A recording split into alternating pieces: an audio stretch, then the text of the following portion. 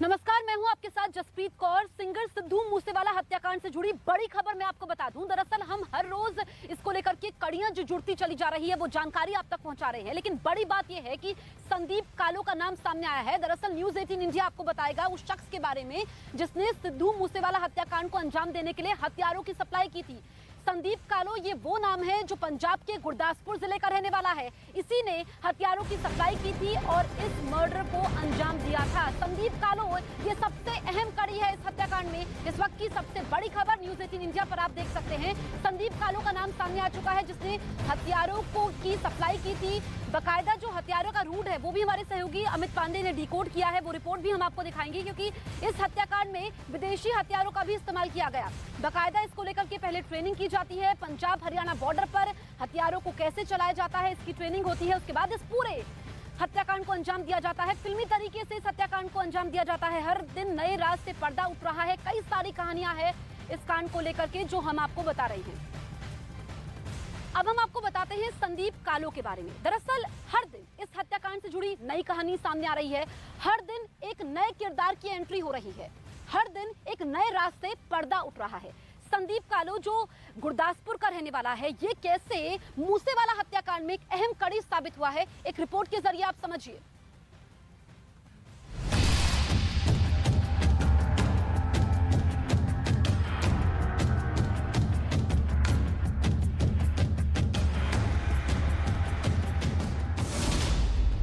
Singer Sidhu Moosewala की हत्या करने वाले हथियार कहां से आए थे?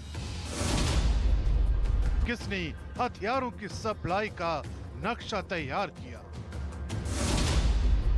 मूसेवाला की हत्या का गुरदासपुर कनेक्शन। मूसेवाला की हत्या अपने पीछे अनगिनत सवाल छोड़ गई है। ऐसे ही सवालों का जवाब तलाशने के लिए न्यूज 18 की टीम पहुंची। दिल्ली से 463 किलोमीटर दूर पंजाब के गुरदासपुर।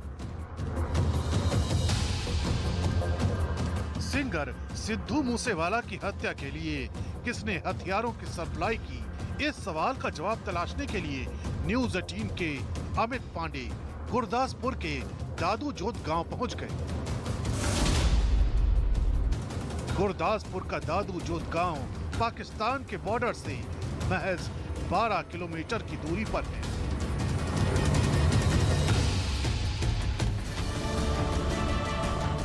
ये उसी संदीप कालो का गांव है जिस पर आरोप है कि उसी ने सिंगर सिद्धू मूसेवाला की हत्या को अंजाम तक पहुंचाने के लिए शूटरों को हथियारों की सप्लाई की। बताया जाता है कि संदीप कालो एक राजनीतिक रसूख वाला शख्स है जो सिद्धू मूसेवाला की हत्या के बाद से फरार बताया जा रहा है। सिद्धू मूसेवाला हत्याकांड का केस है, अब उसमें राजनीतिक नामों की भी एंट्री हो रही है और इस वक्त हम संदीप कालो के घर में मौजूद हैं। ये संदीप कालो का घर है और संदीप कालो एक राजनीतिक रसूखदार परिवार से ताल्लुक रखते हैं। फिलहाल इस वक्त हम उनके घर में यहाँ पर आए हैं और अभी उनके घर में कोई भी हम उनके घर से प्रतिक्रिया नहीं दिख रही है। अब पंजाब पुलिस के मुताबिक क्या है संदीप कालो का पूरा रोल? उनके मुताबिक पंजाब पुलिस के मुताबिक संदीप कालो ने ही हथियार जो है वो सोर्स करवाए थे, हथियार इकट्ठा करवाए थे और उसके बाद उन हथियारों को जो शूटर हैं सिद्धू मूसेवाला हत्याकांड में, उन शूटर को सप्लाई की गई थी बलदेव के जरिए। संदीप कालो अभी तक कहां है नहीं पता।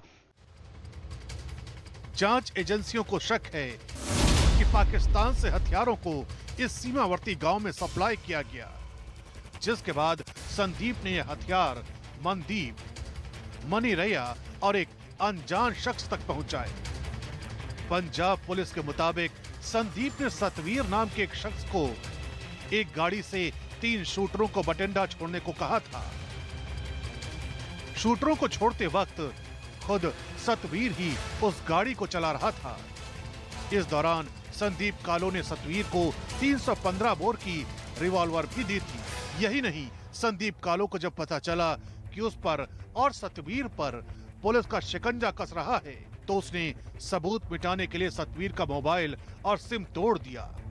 29 जून यानी सिद्धू मूसेवाला की हत्या के 1 महीने बाद जब सतवीर पुलिस के हत्थे चढ़ा तो उसने मूसेवाला हत्याकांड में संदीप कालो की भूमिका का पर्दाफाश किया।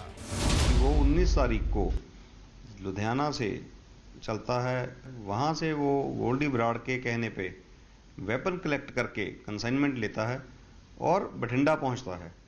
मनी रैया, मनदीप तूफान और एक अभी अननोन है, वो वहाँ पहुँचते हैं। बलदेव चौधरी उनको जाके पेट्रोल पंप पे वो वेपन उनको हैंड ओवर कर देता है। जो वेपन ले रहा होता था, जो रिसीवर था, उसको ये नहीं पता कि उसको कौन सप्लाई कर रहा है, और जो सप्लाई कर रहा है उसको ये नहीं पता कि वो वेपन किसको दे रहा है। हालांकि संदीप कालो के गांव वाले ये हरगिज मानने को तैयार नहीं हैं कि मूसेवाला हत्याकांड में संदीप कालो की कोई भूमिका हो सकती है। इल्जाम साबित तो नहीं ना हुआ, अभी साबित तो नहीं ना हुआ। कहने को तो कुछ भी हो सकता, इतने बंदे पकड़े जा रहे हैं, कोई ना कोई किसी ना किसी का नाम ले जा रहा है आगे साहब, ठीक है ना। कड़ी कहाँ से कहाँ तक पहुँच गई, उधर पंजाब से इधर पंजाब तक पहुँच गई, ठीक है जी। वो बंदा इतना अच्छा है ना, आज तक कभी भी किसी का उसने माड़ा नहीं किया। बंदा ये कोई पक्का नहीं, श्योरिटी थोड़ी है।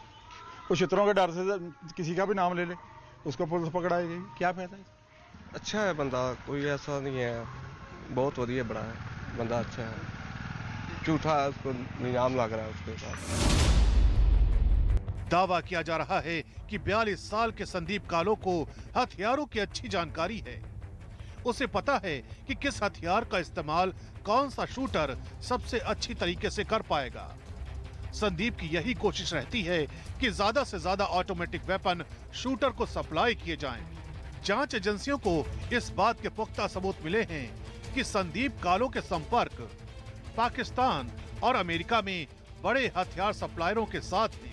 पुलिस इस बात की भी तफ्तीश कर रही है कि किन किन गैंग को किस वारदात के लिए कौन से हथियार सप्लाई किए गए।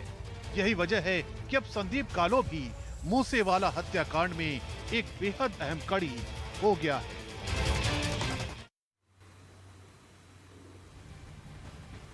और इस वक्त हमारे 3 सहयोगी हमारे साथ लाइव मौजूद हैं। हमारे साथ अमित पांडे हैं अमृतसर से, इसके अलावा दीपक बिष्ट हैं दिल्ली से, और आनंद तिवारी हैं दिल्ली पुलिस हेडक्वार्टर से। सबसे पहले अमित, मैं आपके पास आती हूं क्योंकि आप ही ने ये स्टोरी ब्रेक की, किस तरीके से यहाँ पर संदीप कालो का नाम सामने आया, और ये मूसेवाला मर्डर केस में एक अहम कड़ी है। अमित। जी बिल्कुल, देखिए संदीप कालो वही शख्स है जो हथियारों की सोर्सिंग करता है। आखिरकार कहां से सोर्सिंग करता था? गुरदासपुर में पाकिस्तान सीमा से ठीक 12 किलोमीटर दूर उसका जो गांव है, वहां के आसपास से हथियार के मूवमेंट की जो है जानकारी मिली है। और जैसा कि हम लगातार अपनी कवरेज में दिखाए, चाहे शूटरों की फैक्ट्री हो या फिर मनप्रीत मानू का क्या नाम सामने आना हो, कि उनको हथियार इतनी जल्दी सप्लाई कैसे हो गए और कैसे उन्होंने चलाना सीखा, ये बातें हमने क्लियर की। तो अब जब हम संदीप कालो के यहाँ गए तो ये इस बात की पूरी संभावना कि अत्याधुनिक हथियार सप्लाई हो रहे थे, बैकअप प्लान है, और ज्यादा से ज्यादा जो लीथल वेपन है, यानी कि जिनसे कोई निशाना चूक जाए, उन हथियारों को शूटरों तक सप्लाई करने की कोशिश की जा रही थी। जी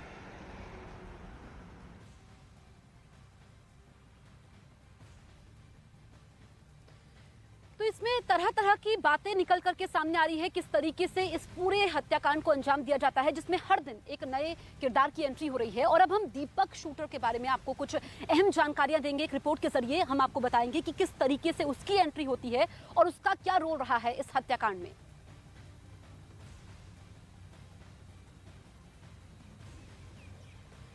तो इस वक्त की बड़ी खबर हम आपको बता रहे हैं, जिसमें ये जानकारी सामने आई है कि दीपक उर्फ टीनू का नाम है। टीनू को लॉरेंस गैंग का सक्रिय मेंबर बताया जाता है।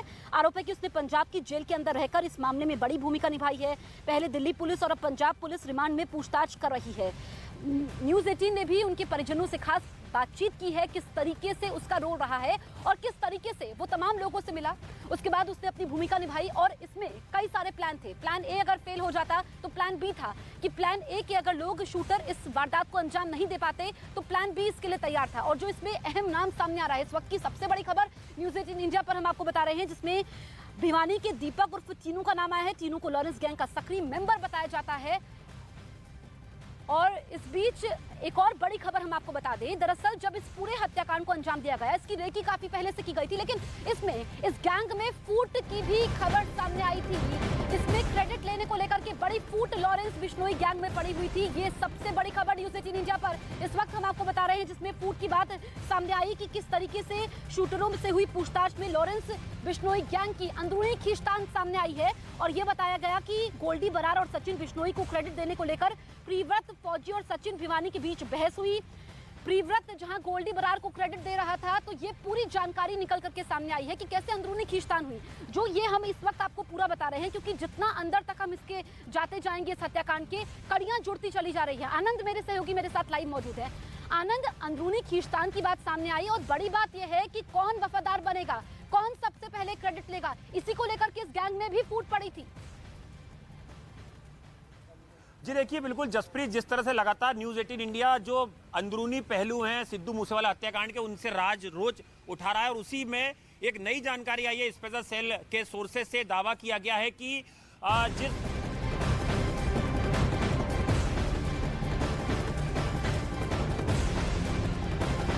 इस वक्त बड़ी खबर आ रही है, वो बड़ी खबर आपको बता दें, सिंगर सिद्धू मूसेवाला केस से जुड़ी ये बड़ी खबर आपको बताएंगे। लेकिन इसी बीच एक और बड़ी खबर शिंजो आबे से जुड़ी, एनएचके के हवाले से ये खबर आपको बता रहे हैं। शिंजो आबे को गोली मारी गई थी आज सुबह जापान में। किस तरीके से नारा में ये हमला हुआ, शिंजो आबे का निधन हो गया है, ये बड़ी खबर आप देख रहे हैं, दुखद खबर है। उनका इलाज चल रहा था, लेकिन हालत सुबह से ही उनकी गंभीर बनी हुई थी। जापान के पूर्व प्रधानमंत्री शिंजो आबे का निधन हो गया है। इस वक्त की बड़ी खबर आप देख रहे हैं, दुखद खबर भी है ये, क्योंकि शिंजो आबे को आज सुबह जिस तरीके से गोली मारी गई, जैसे उनको खबर आई सामने, अस्पताल ले जाया गया जहां उनका इलाज चल रहा था, लेकिन अब जो खबर सामने निकल कर आ रही है वो वाकई एक दुखद खबर है, न केवल जापान के लिए बल्कि पूरी दुनिया के लिए, क्योंकि पूरी दुनिया ने एक ताकतवर, एक लोकप्रिय नेता आज खो दिया है। जापान के पूर्व प्रधानमंत्री शिंजो आबे का निधन हो गया है। एनएचके के हवाले से ये बड़ी खबर अब आपको बता रहे हैं। साथ ही साथ हम ये आखिरी जो उनका स्पीच का वीडियो है, जिस दौरान उन पर हमला किया गया, वो भी आपको दिखा रहे हैं। इन तस्वीरों में आखिरी पल ये शिंजो आबे के हैं। ये दोस्ती की तस्वीरें, प्रधानमंत्री नरेंद्र मोदी और शिंजो आबे की दोस्ती की तस्वीरें। 4 बार उन्होंने भारत का दौरा किया था और चारों बार जब जब आए तब जापान के जरिए अपने पिटारे से कुछ लेकर आए। लेकिन ये जो तस्वीरें आप हैं, ये देखिए, गर्मजोशी की ये तस्वीरें थी कि प्रधानमंत्री नरेंद्र मोदी और शिंजो आबे की दोस्ती कितनी गहरी थी। लेकिन आज ये पूरी दुनिया के लिए एक बड़ा झटका है, क्योंकि पूरी दुनिया ने आज एक लोकप्रिय नेता, जापान के 4 बार के प्रधानमंत्री रहे शिंजो आबे को खो दिया है। जापान के नारा में आज सुबह शिंजो आबे जो अपर हाउस को लेकर इलेक्शन होना है, उसको लेकर किस तरीके से एक रैली कर रहे थे, जनता को संबोधित कर रहे थे, लेकिन उसी दौरान एक हमलावर आता है और उन पर गोली चला देता है, जिसका वीडियो भी आप देख रहे हैं। और उसी में शिंजो आबे इतने घायल हो जाते हैं, जिस दौरान उनको गोली लगती है, काफी खून उनका बह जाता है। उसी दौरान उनको कार्डियक अरेस्ट भी आता है, जिसके बाद उन्हें अस्पताल ले जाया गया, उनका इलाज किया गया। लेकिन अब ये खबर निकलकर सामने आई है कि शिंजो आबे का निधन हो गया है। इस वक्त की बड़ी खबर आप देख रहे हैं, जापान के पूर्व पीएम की मौत हो चुकी है। एनएचके के हवाले से ये बड़ी खबर आपको दे रहे हैं। शिंजो आबे अब इस दुनिया में नहीं रहे। काफी देर तक उन्होंने जिंदगी और मौत की ये जंग लड़ी। बाहर उनके अस्पताल के उनके समर्थक इंतजार करते रहे, दुआ करते रहे कि शिंजो आबे अब ठीक होकर आएंगे। लेकिन शिंजो आबे अब हमेशा हमेशा के लिए इस दुनिया को अलविदा कह चुके हैं। अपने पीछे अपने तमाम कड़े और बड़े फैसले छोड़कर जा चुके हैं। साथ ही साथ एक राज छोड़कर गए हैं कि आखिर कौन था ये शख्स, आखिर क्यों इसने जान लेनी चाहिए, क्यों इसने गोली चलाई, और ये एक साजिश सिर्फ देश के अंदर रची गई या फिर इसमें किसी बाहरी का हाथ भी है। क्योंकि शिंजो आबे की हमले की खबर के बाद क्यों चीन खुशियां मना रहा था, ताइवान को लेकर पहले भी बड़ी बातें शिंजो आबे कहते रहे हैं। संदीप हमारे साथ, हमारे सहयोगी जुड़ गए हैं। संदीप, बहुत दुखद खबर है ये, न केवल जापान के लिए बल्कि पूरी दुनिया के लिए, क्योंकि आज उन्होंने अपना सबसे बड़ा नेता, लोकप्रिय नेता खो दिया है। बिल्कुल, देखिए एक दुखद घटना है और चूंकि जिस तरीके से उनको गोली मारी गई उसके बाद बताया जा रहा था कि उनको कार्डियक अरेस्ट भी आया और बहुत ही क्रिटिकल कंडीशन में उनको जो है एम्बुलेंस से लेकर जो है एयर एम्बुलेंस से लेकर जो है उनको इलाज के लिए ले जाया गया और उसी वक्त ये बताया जा रहा था कि शायद उनकी दिल की धड़कनें या उनके जो वाइटल ऑर्गन्स है वो काम करना बंद कर चुके थे।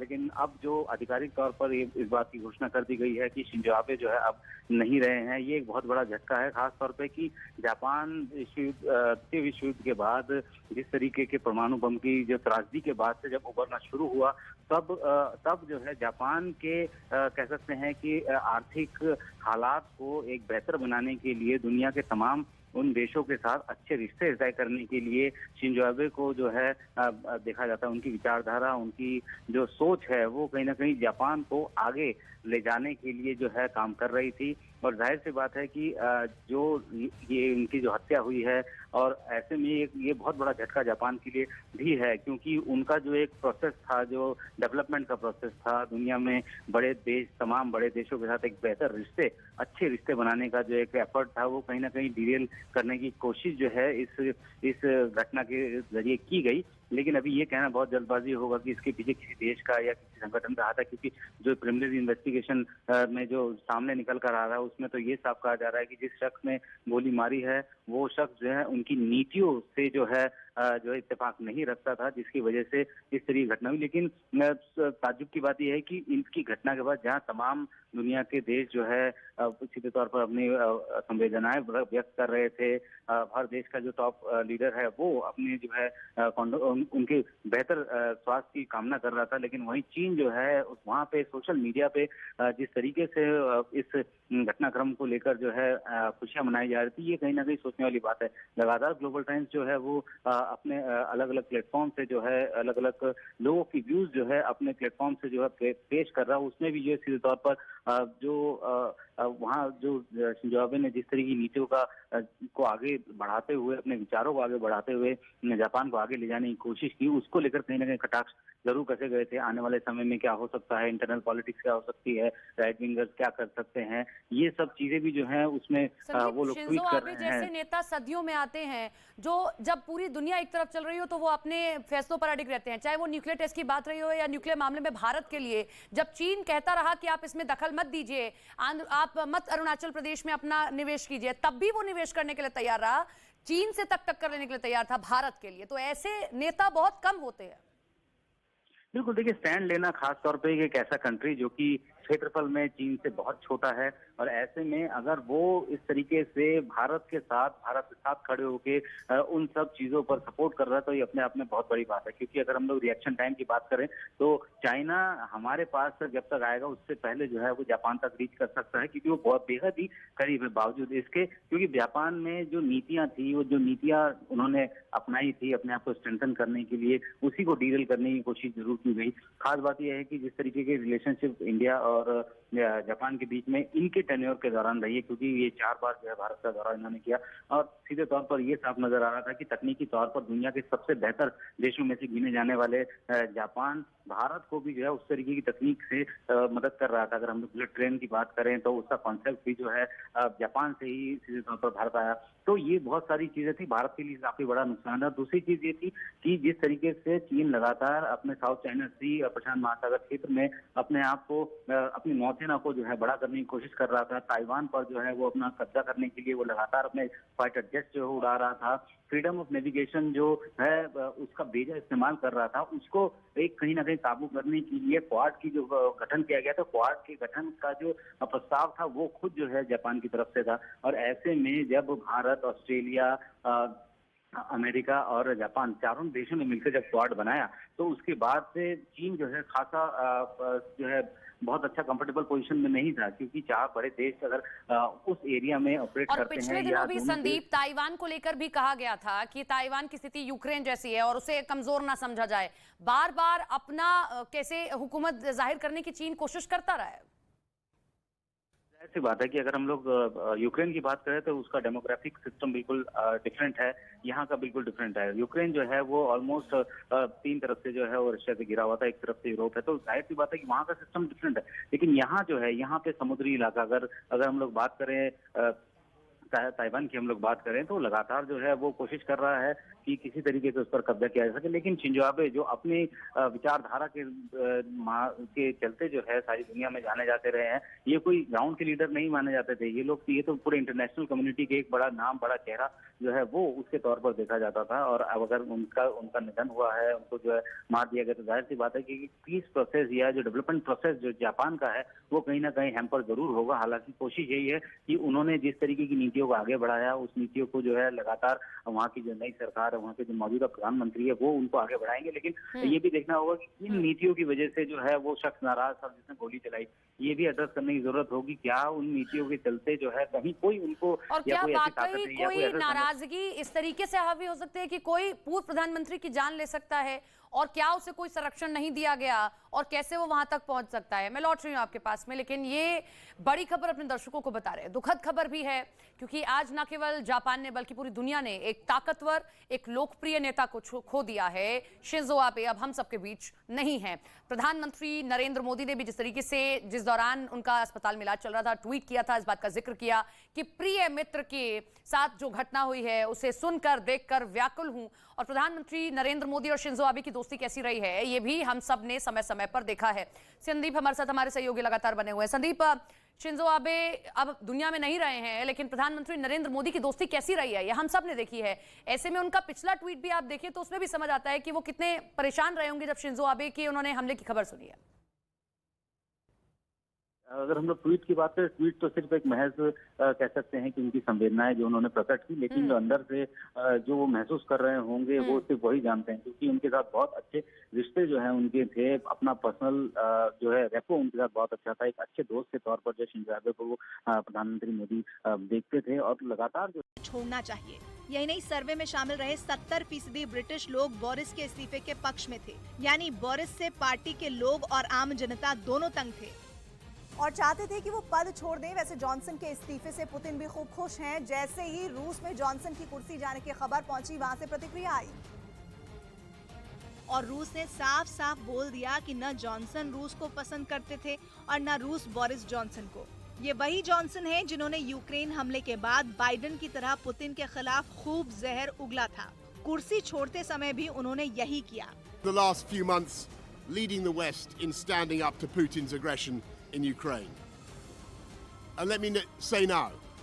लेकिन जिस यूरोप और पश्चिमी देशों के दम पर जॉनसन इतना उछल रहे थे, उन्हीं में कई जॉनसन की कुर्सी जाने से खुश हैं, जिनमें जर्मनी भी शामिल है, जिसने बोरिस जॉनसन के इस्तीफे के बारे में पता चलते ही खुश होकर बयान दिया। ब्रिटेन के यूरोपियन यूनियन से अलग होने का ठीकरा यूरोप बोरिस जॉनसन पर फोड़ता है और जर्मनी ने इसी का जिक्र किया। उसने तंज कसा और कहा कि आखिरकार यूके में सियासी तमाशा खत्म हुआ, क्योंकि बोरिस जॉनसन अपने अहम के लिए ताकत का गलत इस्तेमाल कर रहे थे। यानी यूरोप के देश जॉनसन के जाने से खुश हैं, क्योंकि वो बोरिस ही हैं जिनके कार्यकाल में ब्रिटेन यूरोपीय यूनियन से अलग हुआ, जिसकी वजह से यूरोप के देश उनसे नाराज बताए जा रहे थे।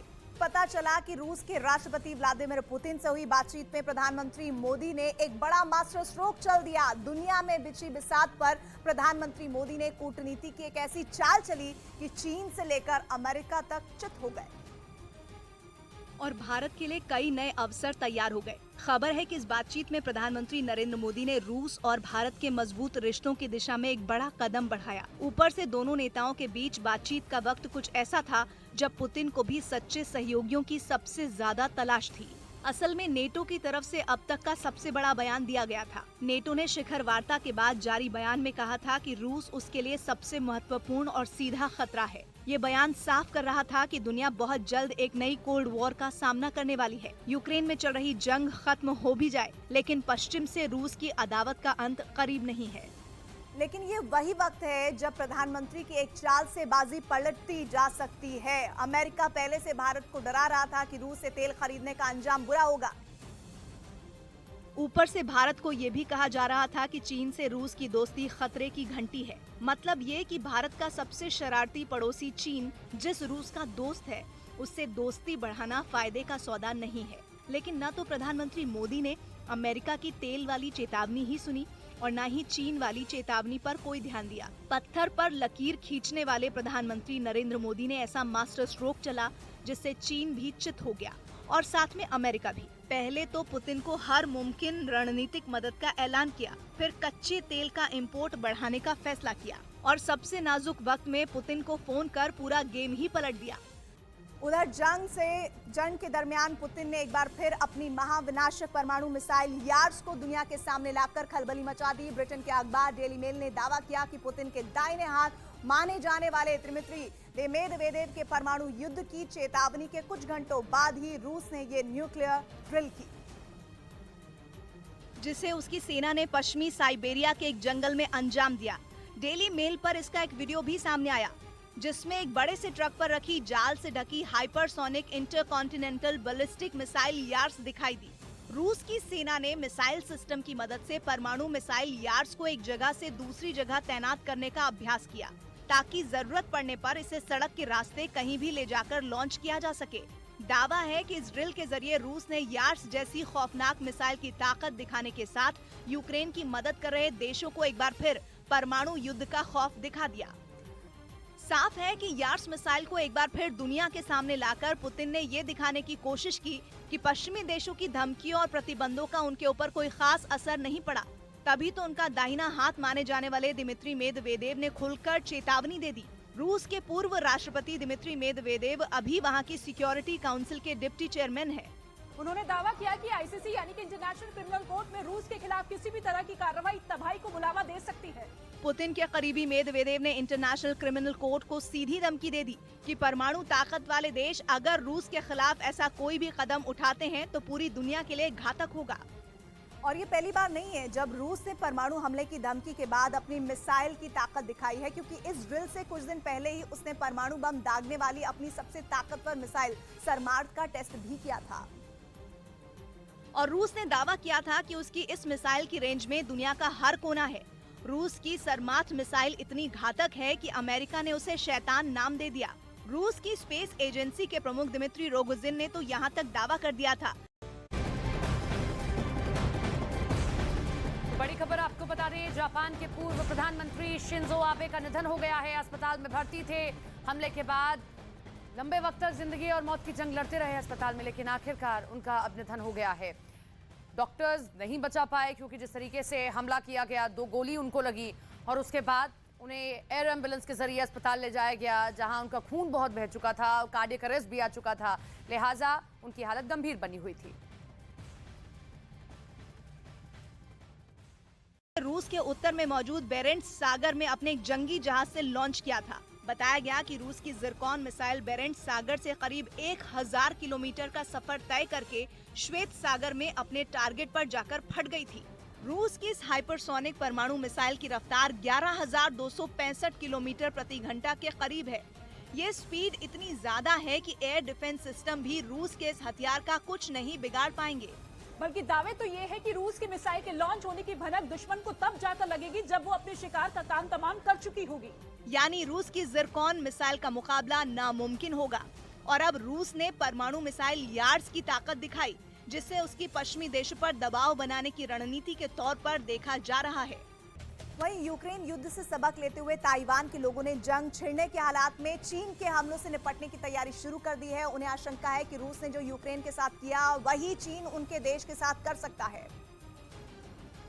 और इसीलिए ताइवान में लोगों ने सेना की यूनिफॉर्म पहनकर जंग में इस्तेमाल होने वाले हथियार चलाने की ट्रेनिंग लेनी शुरू कर दी, जिसके लिए वहां के रिहायशी इलाकों की पार्किंग में कैंप लगे नजर आए, जिन्हें देखकर एक बार तो ऐसा लगा कि जैसे वहां कोई बड़ी मिलिट्री ड्रिल चल रही हो।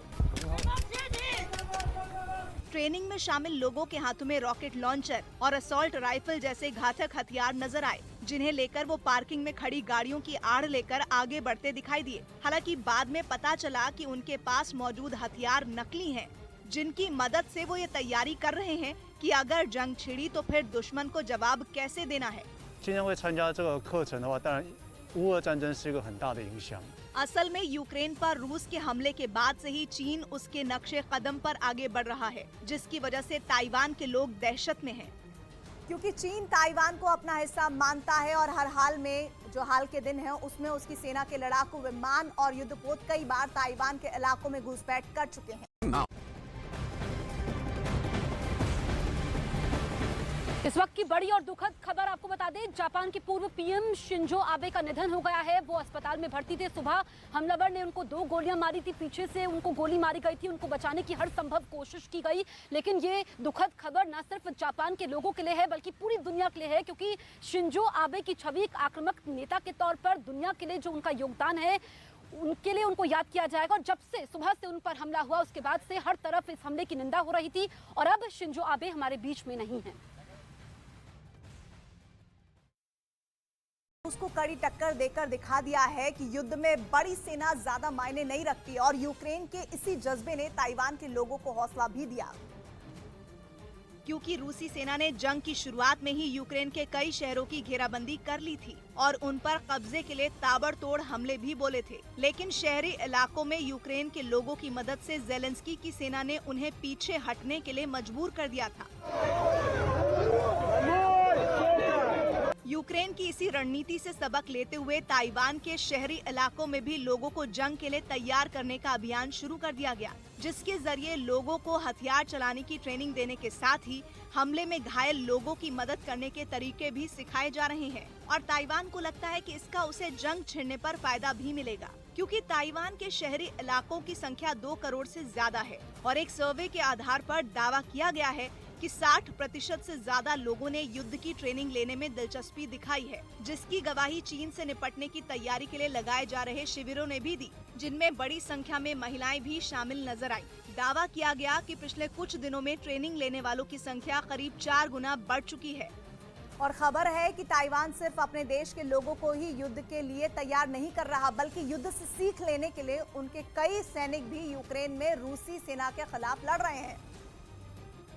मतलब ताइवान ने चीन की ओर से हमला होने पर उसे करारा जवाब देने के लिए कमर कस ली है। पश्चिमी मीडिया ने दावा किया कि यूक्रेन की मदद की आड़ में ताइवान के सैनिक वहां युद्ध का अभ्यास कर रहे हैं। यानी एक ओर ताइवान अपने नागरिकों को जंग के लिए तैयार करने में जुटा है, तो दूसरी ओर वो अपने सैनिकों को भी एक तरह से युद्ध का अभ्यास करवा रहा है। और दावा ये भी है कि यूक्रेन युद्ध से मिले सबक के बाद अमेरिका की तरफ से मिले भरोसे ने भी ताइवान को काफी मजबूती दी है। क्योंकि हाल ही में जो बाइडेन ने साफ किया था कि अगर चीन ताइवान पर हमला करता है तो अमेरिका भी मिलिट्री एक्शन लेगा। क्योंकि हाल ही में बाइडेन ने साफ किया था कि अगर चीन ने ताइवान पर हमला किया तो अमेरिका भी मिलिट्री एक्शन लेगा। हालांकि ताइवान को लेकर चीन का विवाद पुराना है। चीन ताइवान को अपना ही एक प्रांत मानता है। उसका मानना है कि एक दिन ताइवान उसका हिस्सा बन जाएगा, जबकि ताइवान खुद को एक स्वतंत्र देश मानता है। वहीं बोरिस जॉनसन ने यूके के प्रधानमंत्री पद से इस्तीफा देने का ऐलान कर दिया। हालांकि अक्टूबर में नया पीएम चुने जाने तक वो कार्यवाहक प्रधानमंत्री के तौर पर काम करते रहेंगे। वैसे जॉनसन की कुर्सी जाने की कहानी एक दिन पहले ही लिख दी गई थी, क्योंकि वित्त मंत्री और स्वास्थ्य इंडिया का प्राइड, मेरा प्राइड, वीकेसी प्राइड, कड़ी मेहनत का जश्न मनाइए। जापान के पूर्व प्रधानमंत्री शिंजो आबे की नहीं बच पाई जान, गोली लगने के बाद अस्पताल में निधन। नारा शहर में भाषण के दौरान हमलावर ने मारी थी गोली।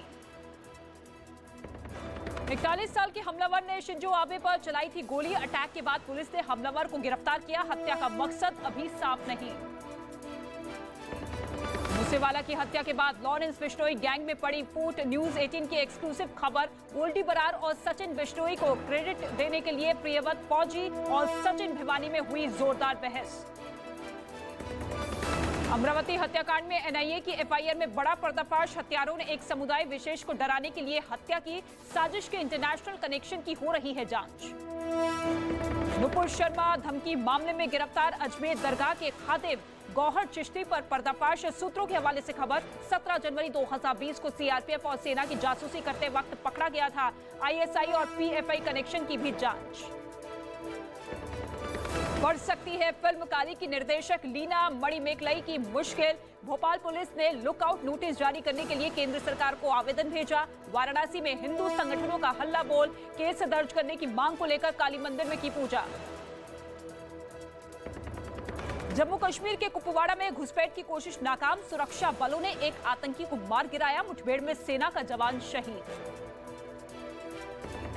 उत्तराखंड के रामनगर में उफनती नदी में बही कार, हादसे में 9 लोगों की मौत हुई, पंजाब के बताए जा रहे हैं सभी पर्यटक। पश्चिम और दक्षिण भारत में बारिश और बाढ़ से बढ़ी मुश्किलें, गुजरात के कई जिलों में जोरदार बारिश, कर्नाटक में खतरे के निशान से ऊपर बह रही है तुंगभद्रा बांध, मुंबई में आज से 24 घंटे के लिए रेड अलर्ट जारी।